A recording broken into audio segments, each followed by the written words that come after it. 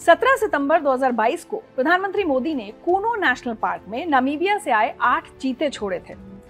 बाद में दक्षिण अफ्रीका से 12 और चीते आए। शुरुआत में चिंता थी कि उन्हें यहाँ का माहौल सूट करेगा या नहीं, लेकिन चीतों ने खुद को यहाँ के मौसम और जंगल के हिसाब से ढाल लिया। पहले चीतों को बाड़े में निगरानी के साथ रखा गया, फिर खुले जंगल में छोड़ा गया। हालांकि ये काफी चुनौतीपूर्ण था। कभी चीते जंगल की सीमा लांघ कर निकल गए, राजस्थान और उत्तर प्रदेश की सीमा तक पहुंच गए, कभी खुद लौट आए, तो कभी उन्हें बेहोश करके वापस लाना पड़ा। लेकिन अच्छी बात ये रही कि खुले जंगल में जाकर उन्होंने पारंपरिक तरीके से शिकार करना शुरू कर दिया। यहां तक कि जंगल के बाहर गांव के लोग भी अब चीतों के व्यवहार को समझने लगे। जंगल में चीतों ने शिकार के तरीके अपनाए, इलाका तय किया और प्रजनन शुरू हुआ। यही संकेत है कि विदेशी चीते अब देसी हो चुके हैं। व्यवहार, रेंज यूज और ब्रीडिंग सब कुछ भारतीय हालात के मुताबिक ढल रहा है। हालांकि इस प्रोजेक्ट में शुरुआती मुश्किलें भी आई थी। शुरुआत में कुछ वयस्कों और शावकों की मौतें हुई। बहुत सवाल उठे कि क्या ये प्रोजेक्ट होना भी चाहिए था या नहीं।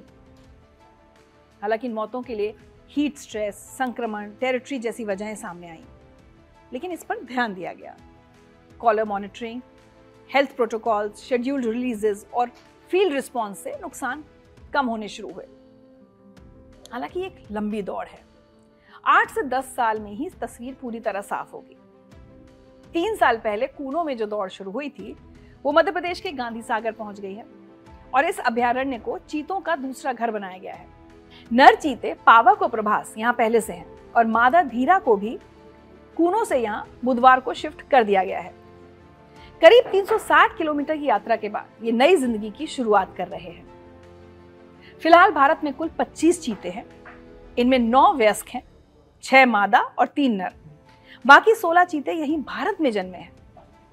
अब तक 26 शावक पैदा हुए, जिनमें से 9 की मौत हो चुकी है, बाकी अच्छे से बढ़ रहे हैं। पिछले साल 11 शावक जन्मे थे। इस साल अब तक 5 शावक हो चुके हैं। 2 चीते गांधी सागर अभयारण्य में खुले जंगल में छोड़े जा चुके हैं और अब 17 सितंबर को वहां मादा चीता धीरा भी पहुंच गई है। सवाल यह है कि आगे क्या होगा। अब भारत सरकार चीतों की नई खेप लाने की तैयारी में है। इसके लिए बोत्सवाना, केन्या और दक्षिण अफ्रीका के साथ बातचीत चल रही है। मकसद है जेनेटिक डाइवर्सिटी को बनाए रखना। इसके लिए मल्टी साइट मॉडल पर काम हो रहा है, यानी कूनो, गांधी सागर और आगे चिन्हित नए स्थलों पर छोटे छोटे समूह बसाए जाएंगे। जरूरत पड़ने पर इन साइट्स के बीच चीतों का नियंत्रित आदान प्रदान होगा ताकि आबादी टिकाऊ रहे। आज दुनिया में जंगली चीते ज्यादातर अफ्रीका में पाए जाते हैं, दक्षिण, पूर्व और कुछ मध्य अफ्रीका तक। एशियाई चीते अब लगभग सिर्फ ईरान में ही बचे हैं। भारत में चीतों को 1952 में विलुप्त घोषित कर दिया गया था।